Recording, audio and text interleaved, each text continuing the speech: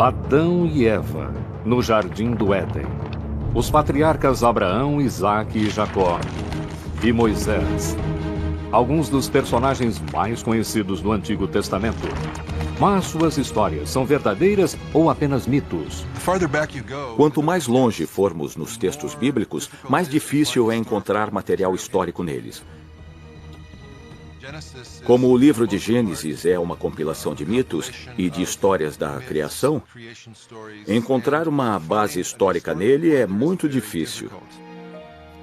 Acompanhe arqueólogos examinando a Bíblia para determinar o que é fato ou ficção. E descubra se Moisés realmente escreveu a Bíblia hebraica. Na mesma hora, eu vi letras muito claras e distintas. Esta é ancestral da escrita hebraica. Há evidências que comprovam o êxodo do povo escolhido do Egito, ou foi apenas um pequeno grupo de cananeus que decidiu se libertar? Conheça artefatos que ajudam a datar eventos bíblicos e descubra, de acordo com arqueólogos, o que são as muralhas derrubadas por Josué. O fogo aqui foi, como posso dizer, o maior de todos os fogos. Acompanhe os especialistas enquanto procuram pontos em comum entre a ciência e as escrituras e tente desvendar os mistérios da Bíblia hebraica. Os mistérios da Bíblia hebraica.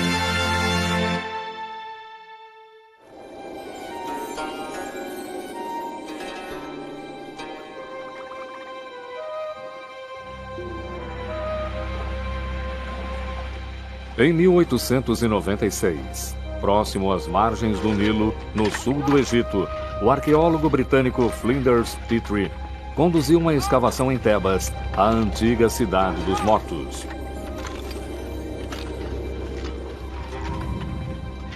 Neste local, ele fez uma das descobertas mais importantes da arqueologia bíblica. Sob as areias, surge a extremidade de um monumento real, gravado em pedra.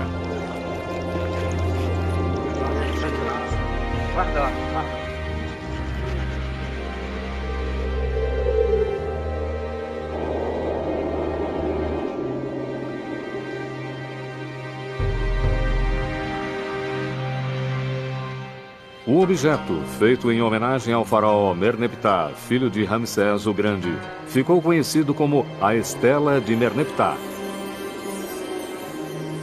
E atualmente encontra-se no Museu do Cairo. Esta estela é o que os egípcios chamavam de Estela do Triunfo, da Vitória, celebrando a vitória sobre povos estrangeiros. As inscrições em hieróglifos celebram o triunfo de Merneptah sobre a Líbia, seu inimigo a oeste. Mas quase como um adendo, a conquista de povos a leste é citada em apenas 2 linhas. Está escrito: Asquelon foi conquistada, Gezer foi conquistada, Yanoã, no norte do Vale do Jordão, foi tomada. Israel foi destruído. Sua semente não existe mais.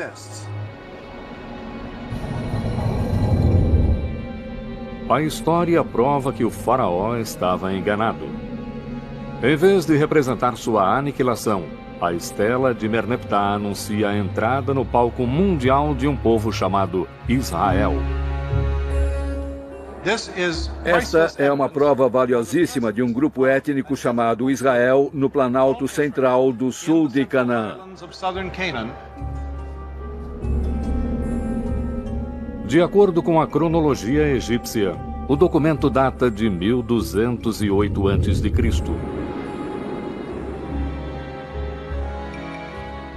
A Estela é uma prova convincente de que o povo israelita vivia em Canaã, na região que hoje inclui Israel e Palestina, há mais de 3.000 anos.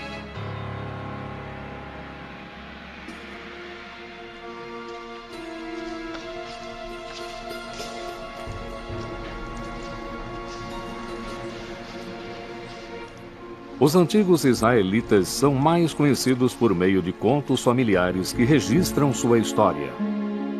Abraão e Isaque, Moisés e os 10 Mandamentos,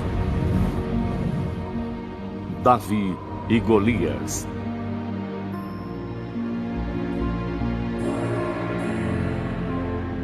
Foram os antigos israelitas que escreveram a Bíblia.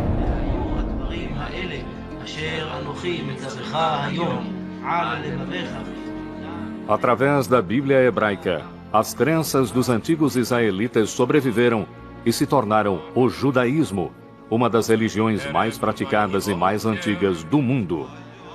E foram os judeus que deram ao mundo um importante legado, a crença em um único Deus.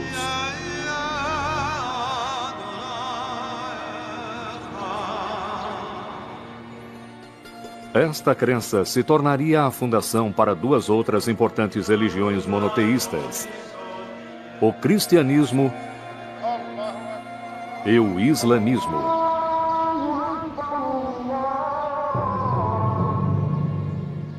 Também chamada de Antigo Testamento, para diferenciá-la do Novo Testamento, que descreve os eventos do início do cristianismo, a Bíblia hebraica e a crença monoteísta são parte integrante da cultura mundial. No entanto, nos tempos antigos, todos os povos, incluindo egípcios, gregos e babilônios, adoravam vários deuses, normalmente na forma de ídolos.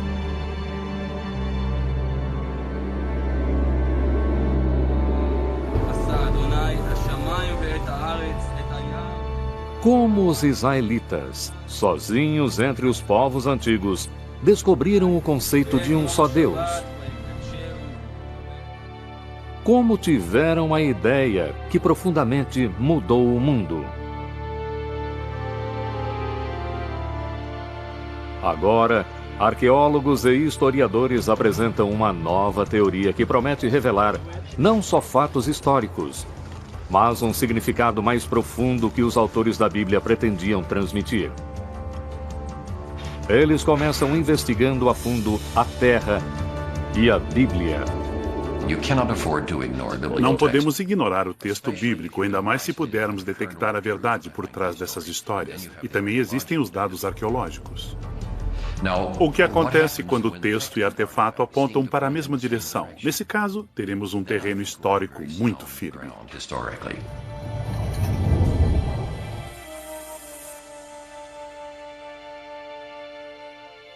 Estudiosos procuram pontos em comum entre a ciência e as escrituras. O mais antigo é a Estela da Vitória do faraó Merneptah, de 1208 a.C. Tanto a Estela quanto a Bíblia afirmam que os israelitas viviam na região de Canaã, que atualmente inclui Israel e Palestina. É neste lugar, entre dois dos maiores impérios, que a história de Israel se desenrola. A Bíblia hebraica está repleta de histórias sobre as origens de Israel. A primeira é de Abraão, que deixa a Mesopotâmia com a família e viaja para a terra prometida, Canaã. O Senhor disse a Abraão: sai de tua terra, da casa de teu pai, e vai para a terra que eu vou te mostrar. Farei de ti uma grande nação e te abençoarei, engrandecerei o teu nome. Gênesis 12, versículos 1 e 2. Segundo a Bíblia, esta promessa estabelece uma aliança, um contrato sagrado entre Deus e Abraão. Para celebrar a aliança, Abraão e todos os homens seriam circuncidados.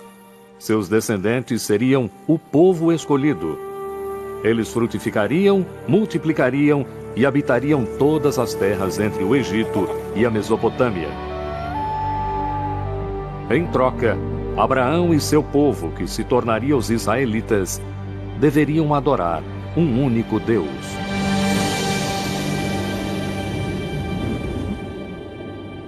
Essa é uma nova ideia, uma ideia que ninguém tinha tido antes.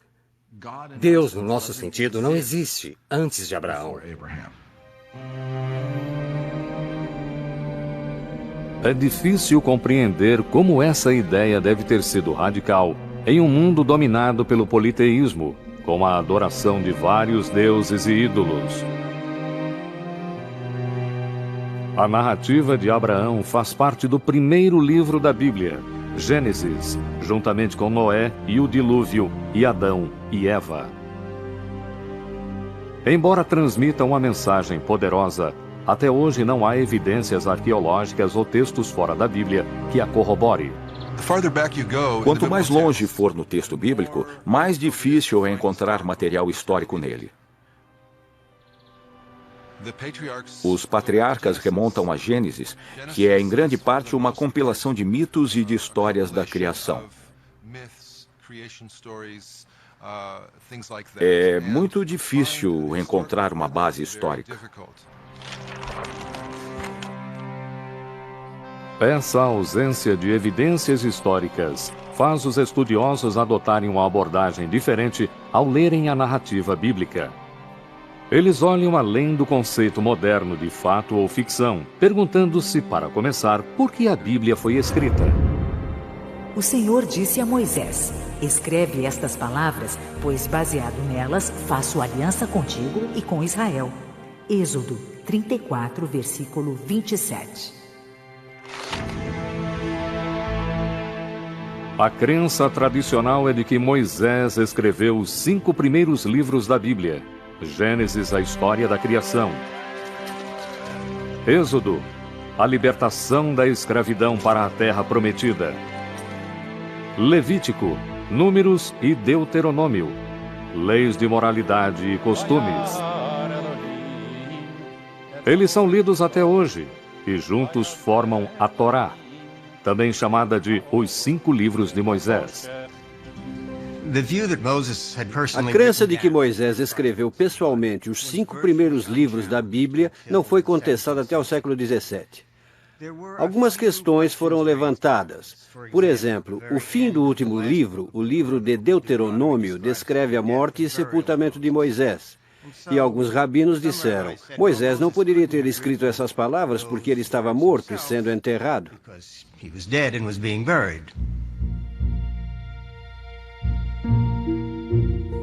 Investigando o texto detalhadamente, encontram-se outras discrepâncias. Por exemplo, quantos animais de cada espécie Noé deveria levar à arca?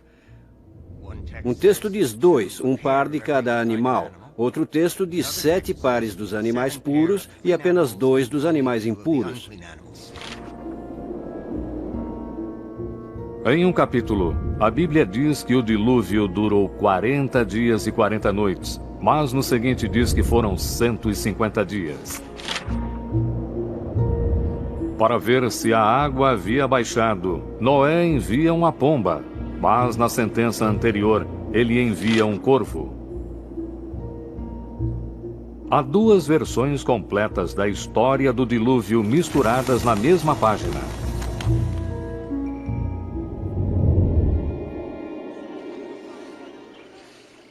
Várias outras discrepâncias semelhantes sugerem que a Bíblia teve mais de um escritor. Na verdade, nos 5 primeiros livros da Bíblia, estudiosos identificaram pelo menos 4 grupos diferentes de escribas, redigindo ao longo de centenas de anos. Esta teoria se chama hipótese documentária. É uma espécie de antologia que foi feita ao longo de vários séculos por pessoas diferentes que acrescentaram e subtraíram coisas.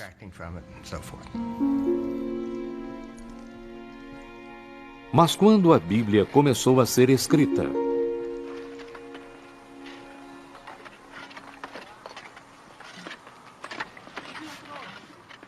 Tel Zayit é um pequeno sítio na fronteira sudoeste da antiga Israel que remonta aos tempos bíblicos. Ron Tapp vem escavando aqui desde 1999. Era o último dia daquela que teria sido uma temporada normal. Enquanto eu tirava algumas fotografias aéreas, um voluntário avisou ao seu supervisor que tinha encontrado umas marcas interessantes, possivelmente letras inscritas em uma pedra.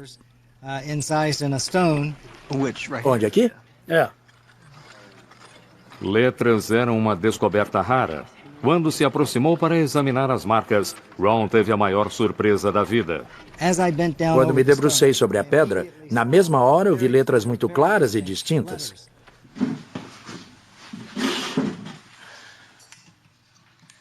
Ron retirou a rocha e a levou ao laboratório em um quibutz próximo.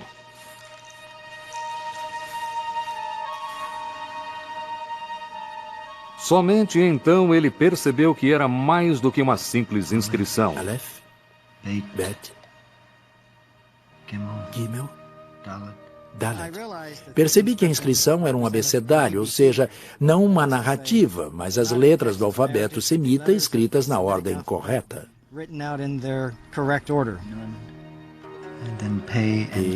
E Ain são difíceis de ler, mas estão aqui.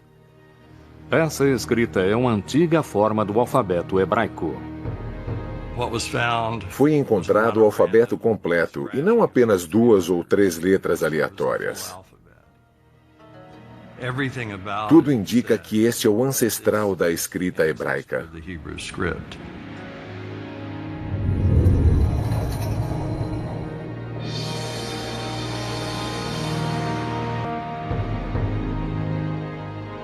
O abecedário de Tel Zait é o mais antigo alfabeto hebraico já descoberto. Ele data de 1000 a.C. Dessa forma, a Bíblia hebraica poderia ter começado a ser escrita nessa época.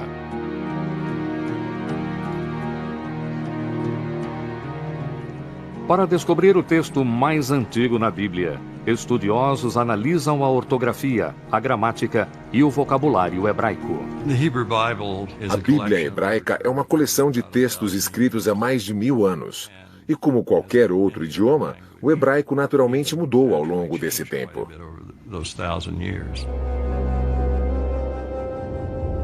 Estudiosos examinam a Bíblia no hebraico original em busca da linguagem mais arcaica e, portanto, das passagens mais antigas. Eles as encontram em Êxodo, o segundo livro da Bíblia. Precipitou no mar os carros do faraó e seu exército. A elite das tropas afogou-se no Mar Vermelho. Êxodo 15, versículo 4. Esta passagem, conhecida como Canção do Mar, é o clímax do Êxodo. A história da escravidão dos israelitas no Egito e de como Moisés os conduziu à liberdade.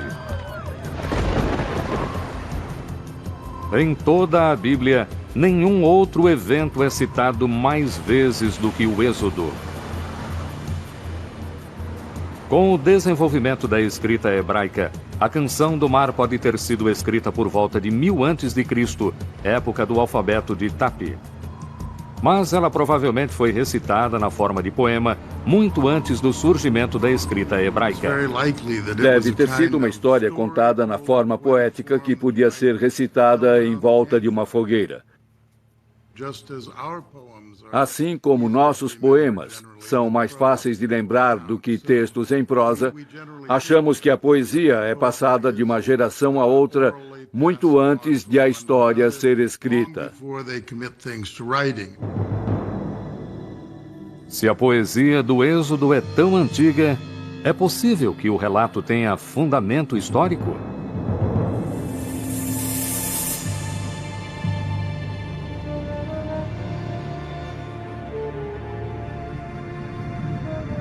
Aqui, no delta oriental do Nilo, no Egito, em uma paisagem repleta de ruínas e de monumentos caídos, arqueólogos descobriram uma cidade perdida.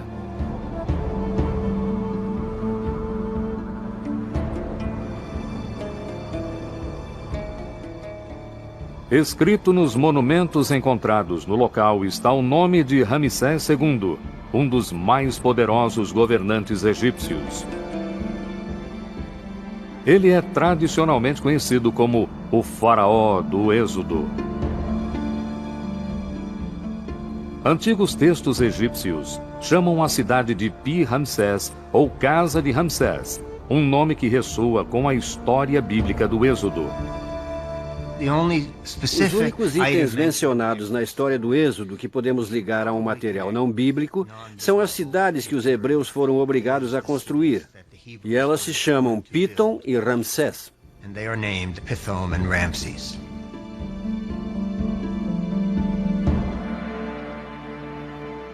Historiadores concordam que a cidade bíblica de Ramsés é a antiga cidade egípcia Pi-Ramsés. Suas ruínas encontram-se na atual Tanis. Os egiptólogos identificaram Pi-Ramsés, a cidade de Ramsés, como sendo Tanis, porque aqui existe uma abundância de monumentos a Ramsés. Essa convergência entre a arqueologia e a Bíblia fornece uma data aproximada para o Êxodo. Ele não pode ter acontecido antes de Ramsés se tornar rei por volta de 1275 a.C. e não pode ter acontecido após 1208 a.C., quando a estela do faraó Merneptah, filho de Ramsés II, localiza os israelitas em Canaã. A Bíblia afirma que os israelitas deixaram o Egito em massa. 600 mil homens e suas famílias, e em seguida caminharam no deserto por 40 anos. Mesmo supondo que a Bíblia exagera, em 100 anos de buscas, arqueólogos ainda não encontraram evidências de uma migração que possa ser relacionada ao Êxodo. Nenhum sítio arqueológico nos forneceu qualquer informação sobre a rota percorrida no deserto. O êxodo não é comprovado em lugar algum.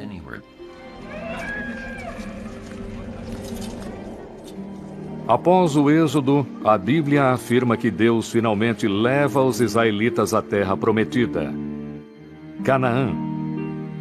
A arqueologia e fontes externas à Bíblia revelam que Canaã era composta de cidades-estado fortificadas, cada uma delas com o próprio rei, todos servindo ao Egito e seu faraó. Os cananeus, povo do Oriente Próximo que prosperava há milhares de anos, adoravam vários deuses na forma de ídolos. A Bíblia descreve como um novo líder, Josué, conduz os israelitas a Canaã em uma campanha militar relâmpago. O povo inteiro lançou, então, o grito de guerra enquanto ressoavam as trombetas. Logo que o povo, ao ouvir a trombeta, deu seu grito, desabaram de repente as muralhas. Josué 6, versículo 20. Nos anos 1930, o arqueólogo John Garston escavou em Jericó a primeira cidade cananeia na campanha de Josué. Ele descobriu evidências claras de destruição e declarou ter encontrado as muralhas derrubadas por Josué.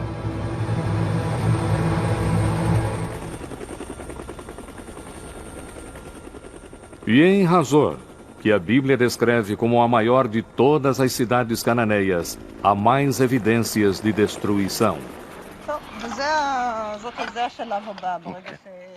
Hoje, Hazor está sendo escavada por um dos principais arqueólogos israelenses, Amnon Ben-Tor, assistido por sua protegida e co-diretora, Sharon Zuckerman. Estou caminhando por uma passagem entre dois dos cômodos do Palácio do Rei de Hazor. É possível ver sinais de destruição por toda parte. Podemos ver as rochas escuras aqui e vemos que elas partiram em milhões de pedaços. É preciso um calor muito intenso para causar um dano desses. O fogo aqui foi, como posso dizer, o maior de todos os fogos.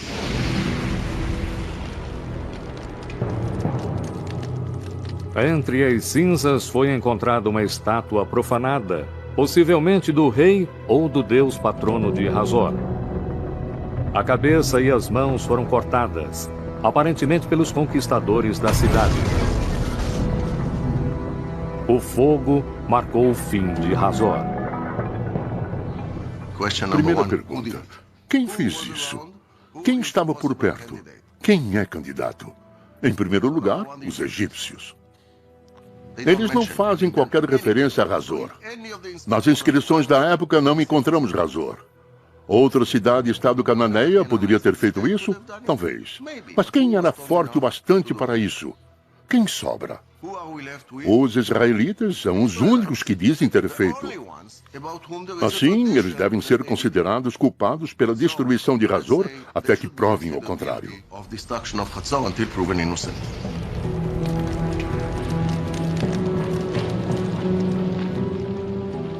E a outra cidade-estado cananeia destruída por Josué e seu exército de israelitas. Ela se chama Ai e foi descoberta no atual território palestino da Cisjordânia. Aqui o arqueólogo Hani Nur Eldin e sua equipe estão encontrando evidências de uma rica cultura cananeia. Primeiro surgiu a aldeia, que tornou-se uma cidade, e foi feita uma fortificação cercando o local.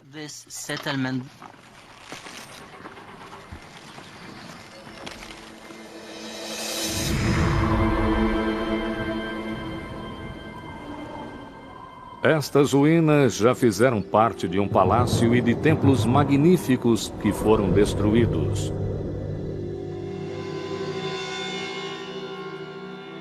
Mas ao datarem a destruição, os arqueólogos descobriram que ela aconteceu cerca de 2.200 anos antes de Cristo. Jericó foi destruída em 1500 antes de Cristo e Hazor em cerca de 1250 antes de Cristo. As cidades-estado não foram destruídas ao mesmo tempo. Há um intervalo de quase 1000 anos. Na verdade, dos 31 locais que a Bíblia afirma que Josué conquistou, poucos possuem algum sinal de guerra. Não há evidências de conflito armado na maioria desses lugares. Também se sabe que a maior parte das cidades cananeias, que supostamente foram destruídas pelos israelitas, não foram destruídas, ou foram destruídas por outros.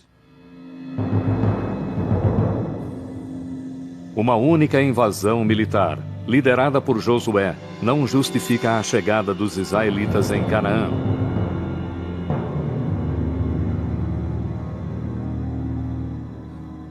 No entanto, a destruição de Hazor coincide com a época em que a estela de Merneptah localiza os israelitas em Canaã. Então, quem destruiu Hazor?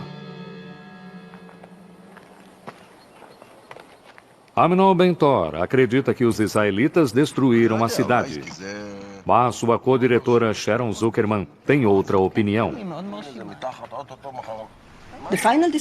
A última destruição consistiu na mutilação de estátuas de reis e deuses. Não há quaisquer sinais de guerra ou de qualquer tipo de conflito. Não há armas nas ruas, como vemos em outros locais destruídos por estrangeiros. As escavações revelam que Hazor tinha uma cidade baixa, onde viviam populares, servos e escravos, e uma cidade alta ocupada pelo rei e pela elite. Sharon descobriu nos palácios da elite áreas de ruínas e abandono. Para os arqueólogos, são sinais de uma cultura em declínio e de uma rebelião interna.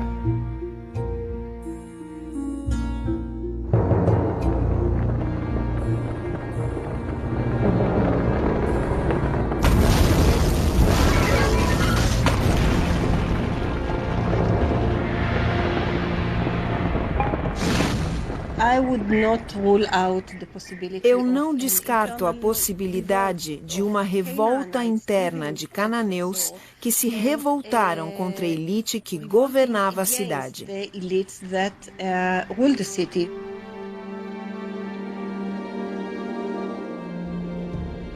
De fato, todo o sistema cananeu de cidades-estado, incluindo Hazor e Jericó, cai por terra.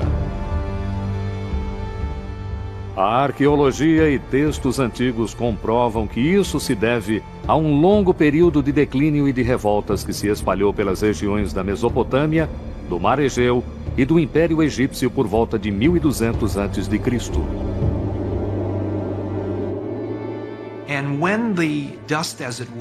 E quando a poeira baixa, quando podemos ver o que assume o lugar dessas cidades,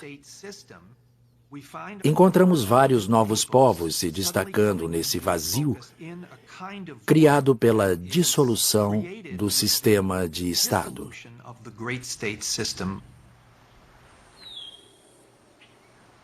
Seria possível encontrar os israelitas entre esses novos povos?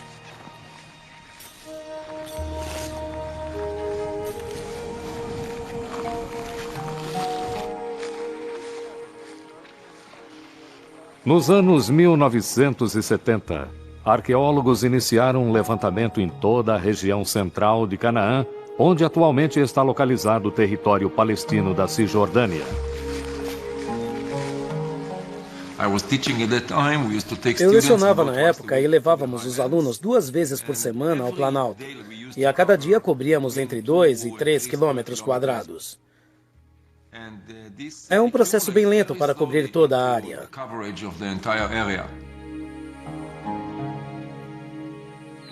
Israel Finkelstein e um grupo de arqueólogos cobriam uma grande área coletando todos os fragmentos de cerâmica antiga encontrados na superfície.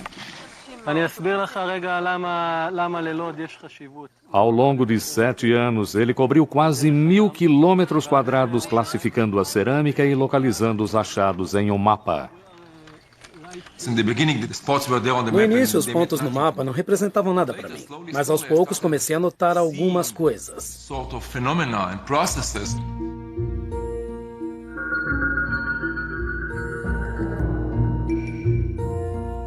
Datando a cerâmica, Israel descobriu que antes de 1200 a.C.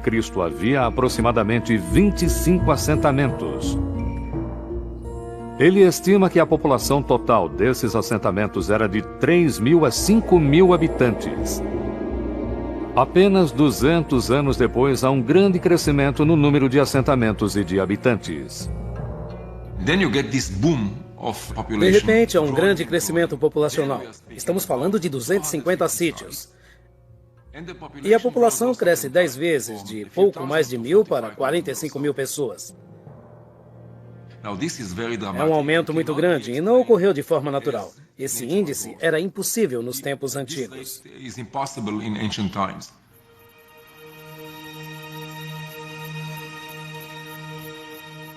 Se o crescimento não foi natural, talvez sejam pessoas que dispersaram após o colapso das grandes cidades-estado.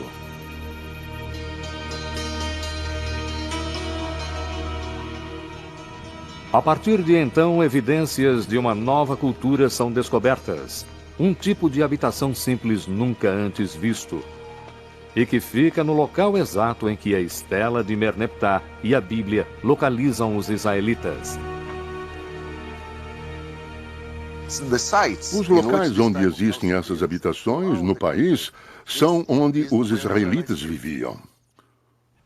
São chamadas de casas israelitas ou casas do tipo israelitas. As pessoas que habitavam esses vilarejos viviam numa sociedade mais ou menos igualitária, porque não há grandes instalações arquitetônicas. Se observarmos os achados, eles são relativamente pobres. A cerâmica é bem simples. Não quero ofender os primeiros israelitas, mas há pouquíssima arte. Curiosamente, a cerâmica encontrada nesses locais é muito semelhante à encontrada em antigas cidades cananeias como Hazor.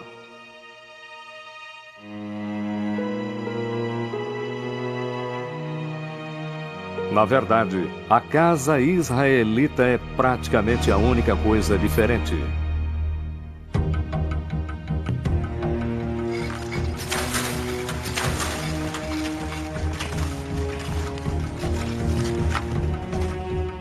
Essas semelhanças estão levando os arqueólogos a uma conclusão surpreendente quanto às origens dos antigos israelitas.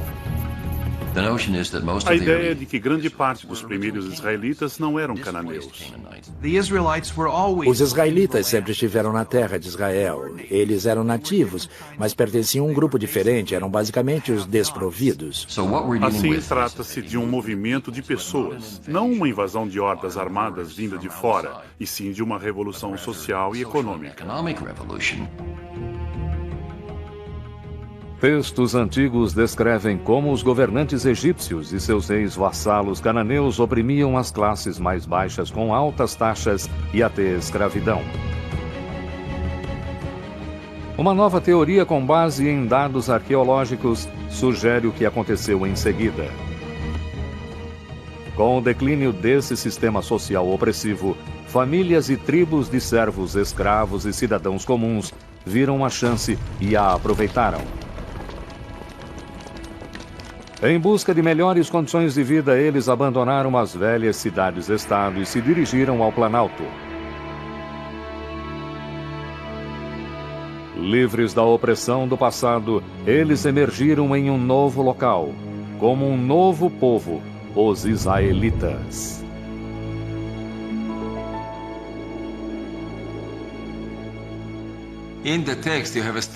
No texto, os israelitas vêm de fora. Cercam as cidades cananeias, destroem as cidades e se tornam uma nação na terra de Canaã.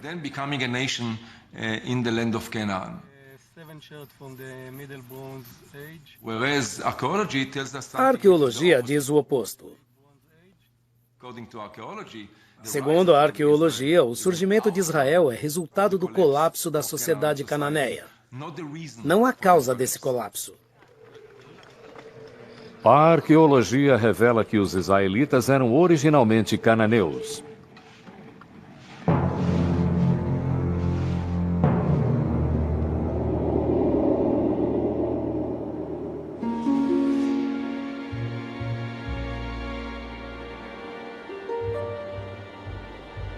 Então, por que a Bíblia retrata os israelitas como forasteiros em Canaã?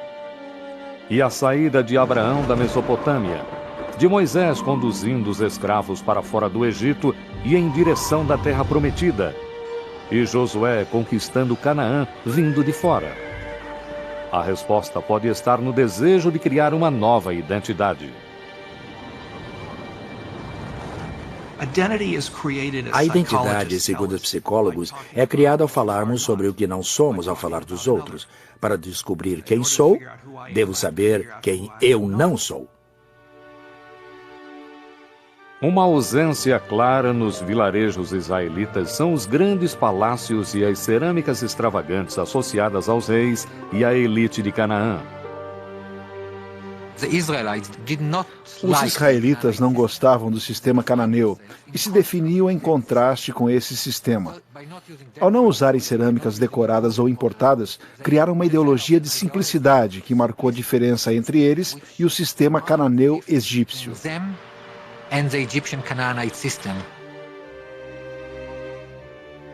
Se os israelitas queriam se dissociar do passado cananeu, que melhor forma haveria do que criar uma história em que os destruía?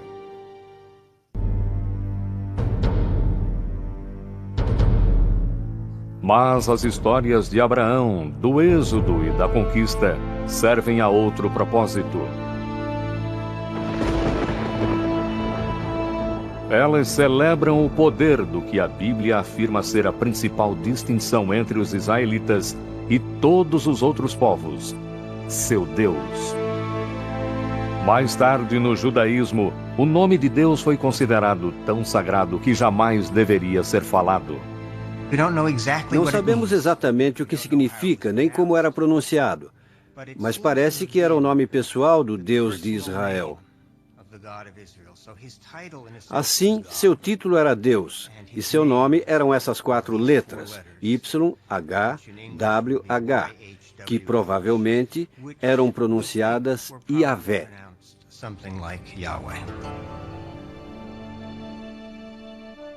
Mas esse nome aparece somente na Bíblia hebraica. Não é citado em textos ou histórias cananeias. Então, onde os israelitas acharam seu Deus?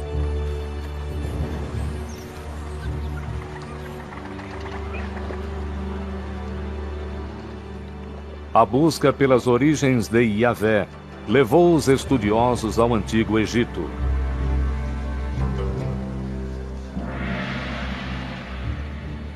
Aqui, na cidade real de Karnak, por mais de 1000 anos, faraós celebraram seu poder com estátuas, obeliscos e murais nas paredes dos templos.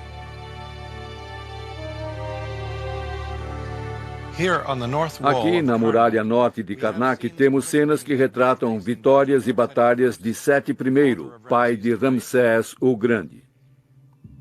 Seti celebra uma de suas maiores vitórias sobre os Chassos.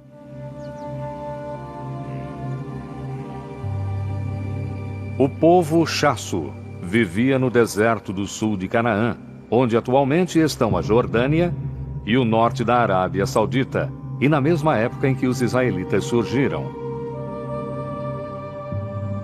Segundo textos egípcios, um dos lugares onde viviam chamava-se YHW, que provavelmente pronunciava-se Yahu, o nome de seu deus patrono. O termo Yahu é bem semelhante a Yahvé, nome do deus israelita.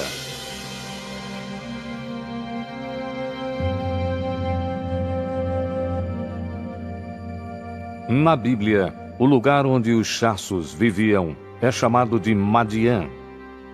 É neste lugar, antes do êxodo, que Moisés encontra Deus pela primeira vez na forma de uma sarça ardente. Não te aproximes daqui. Tira as sandálias dos pés, porque o lugar onde estás é chão sagrado. Deus disse ainda a Moisés: assim dirás aos israelitas: Yahvé, o Deus de vossos pais, enviou-me a vós. Este é o meu nome para sempre, e assim serei lembrado de geração em geração. Êxodo 3, versículos 5 e 15. Assim, temos em fontes egípcias um nome parecido com o Yahvé, nas proximidades de Madian. Moisés está em Madian, uma deidade surge para ele e se identifica como Yahvé.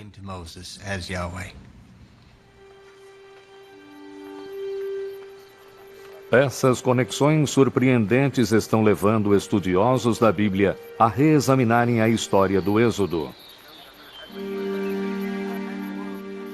Embora não haja provas para corroborar uma migração em massa, alguns acreditam que um pequeno grupo de fato escapou do Egito. No entanto, não eram israelitas e sim escravos cananeus. Na viagem de volta a Canaã, passaram por Madian, onde ouviram histórias do deus Chasso Yahu. Foi um grupo de pessoas que fugiu do Egito e teve uma experiência divina. Era um grupo pequeno em termos demográficos, mas importante ideologicamente.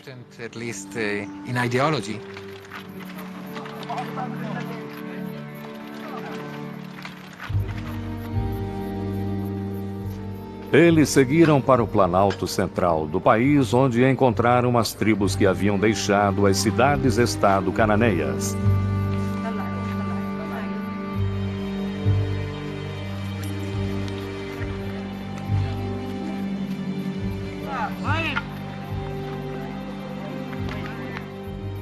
Suas histórias de libertação ressoaram nesta nova sociedade igualitária.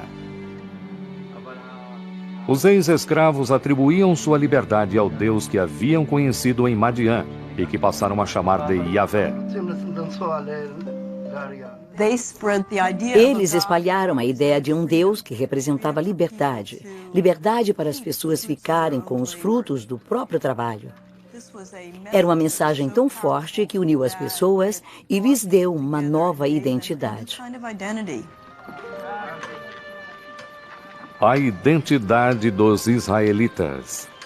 Eles eram uma combinação de cananeus libertados, escravos fugitivos e até de nômades que se estabeleciam. A Bíblia os chama de multidão misturada. De acordo com a Bíblia hebraica, Israel no início era uma aglomeração variada, e sabemos que isso acontece agora. Mas aquelas pessoas foram unidas por uma nova visão, e o espírito revolucionário estava presente desde o início. O povo escolhido pode ser, na verdade, de pessoas que escolheram ser livres. A história de sua fuga, contada inicialmente por meio da poesia, ajudou a forjar uma identidade coletiva entre as tribos. Mais tarde, quando escrita, tornou-se o tema central da Bíblia, o Êxodo e a libertação divina. Libertação concedida por um Deus de Madiã, exatamente onde a Bíblia relata, adotado por israelitas para representar o êxodo da escravidão à liberdade.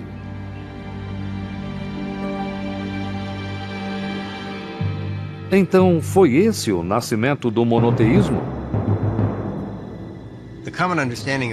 A ideia comum do que diferenciava os antigos israelitas de seus vizinhos era o fato de que os vizinhos adoravam vários deuses e deusas, e os israelitas somente um Deus verdadeiro. Mas não é esse o caso.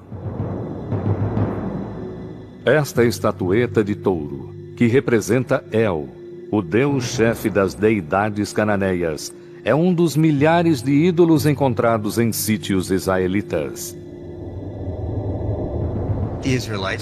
Os israelitas muitas vezes adoravam outros deuses. Não deviam fazer isso, mas faziam. Assim, no aspecto prático, muitos israelitas não eram monoteístas.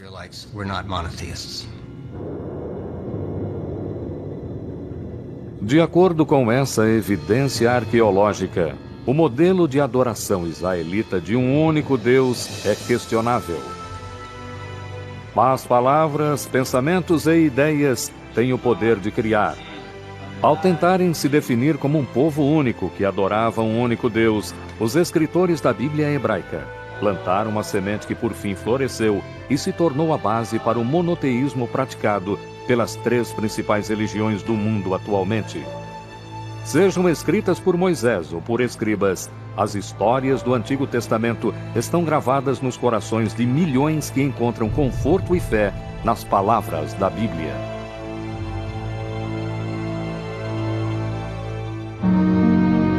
Versão Marshmallow São Paulo.